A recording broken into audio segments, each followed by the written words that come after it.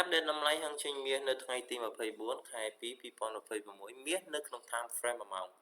បាទអញ្ចឹងឃើញហើយថាទីផ្សារមាសឥឡូវហ្នឹងគឺវាស្ថិតនៅក្នុងលំហ uptrend ដល់ឡើយទេបងប្អូនវាអត់ទាន់បំបែកនៅតំបន់ low ណាមួយទេបាទហើយវាក៏មិនទាន់បាន sideways ដែរឬមួយក៏វាមិនទាន់បានបង្កើត high ថ្មីឬមួយក៏ low ថ្មីបានទេបាទអញ្ចឹងហើយទីផ្សារមាសគឺវានៅតែមានការកើនឡើងទៀតបើសិនជាវាមិនទាន់បានបំបែកនៅតម្លៃ low ខាងក្រោមនេះបាទតម្លៃ low ដែលនៅតម្លៃ5117បាទបើសិនជាវា break តម្លៃ low ហ្នឹងគឺវានឹងបន្តមកខាងក្រោមទៀតតែបើសិនជាវាអត់ break ទេវានឹងបន្តទៅលើបាទដែលវានឹងមកដល់តម្លៃ5442តែម្ដងបាទ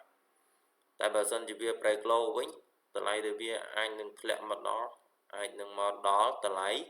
4960ជាងបាទជាតម្លៃ low មួយដែរបើកាលណាវា break low នេះបាទអញ្ចឹង